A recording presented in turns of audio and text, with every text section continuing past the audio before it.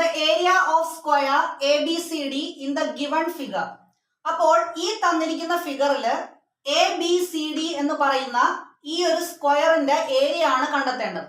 അപ്പോൾ നമുക്കറിയാം ഒരു സ്ക്വയറിന്റെ ഏരിയ കണ്ടെത്തണമെങ്കിൽ അതിന്റെ സൈഡിന്റെ ലെങ്ത് നമ്മൾ അറിഞ്ഞിരിക്കണം. പക്ഷെ ഇവിടെ സൈഡിന്റെ ലെങ്ത് തന്നിട്ടില്ല ഫിഗറിൽ ഈ സ്ക്വയറിനോട് ചേർന്ന് തന്നെ ഒരു റൈറ്റ് ആംഗിളിന്റെ ട്രയാങ്കിൾ നമുക്ക് കാണാൻ പറ്റും. അപ്പോൾ ഈ റൈറ്റ് ആംഗിളിന്റെ ട്രയാങ്കിളിന്റെ DA എന്ന് പറയുന്ന സൈഡ് കണ്ടെത്തി കഴിഞ്ഞാൽ നമുക്ക് ഈ സ്ക്വയറിന്റെ ഏരിയ സിമ്പിൾ ആയിട്ട് കാൽക്കുലേറ്റ് ചെയ്യാം. അപ്പൊ എങ്ങനെയാണ് ഈ DA കണ്ടെത്തുന്നത്? അതിനായിട്ട് ഞാൻ പൈതഗോറിയസ് തിയറം അപ്ലൈ ചെയ്യുവാണ്. അപ്പൊ എന്താണ് പൈതഗോറിയസ് തിയറം?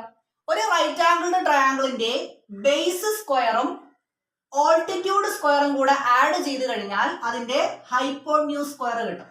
അപ്പൊ അതിൽ നിന്ന് നമുക്ക് DAയുടെ ലെങ്ത് കിട്ടും. അപ്പൊ ഇവിടെ ബേസ് എന്ന് പറഞ്ഞു കഴിഞ്ഞാൽ 6 ആണ്. അപ്പൊ 6 സ്ക്വയർ പ്ലസ് ഇവിടെ ഓൾട്ടിറ്റ്യൂഡ് എന്ന് പറഞ്ഞാൽ DA ആണ്. അപ്പോൾ DA square is equal to ഇവിടെ ഹൈപ്പോന്യൂസ് എന്ന് പറഞ്ഞാൽ 10 സെന്റിമീറ്റർ ആണ്. അപ്പോൾ 10 സ്ക്വയർ 6 സ്ക്വയർ എന്ന് പറഞ്ഞാൽ 36 ആണ് plus DA square is equal to 100. ഈ 36 ഞാൻ റൈറ്റ് സൈഡിലോട്ട് മൂവ് ചെയ്യാണ്. അപ്പോ DA square is equal to 100 minus 36. അപ്പോൾ DA square is equal to 64. അപ്പോൾ DA equal to plus or minus root 64.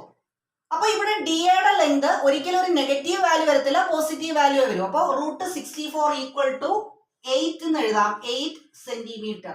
അപ്പോൾ AD എത്രയാണ്? 8 സെന്റിമീറ്റർ ആണ്. അപ്പൊ ഒരു സൈഡിന്റെ ലെങ്ത് കിട്ടി. അങ്ങനെയാണെങ്കിൽ ഇവിടെ എല്ലാ സൈഡും 8 സെന്റിമീറ്റർ ആണ്.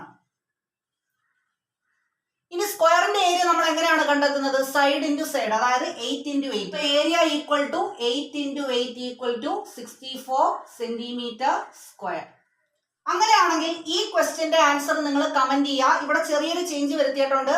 ഹൈപ്പോന്യൂസ് 5 സെന്റിമീറ്ററും ബേസ് 4 സെന്റിമീറ്ററും ആക്കിയിട്ടുണ്ട്.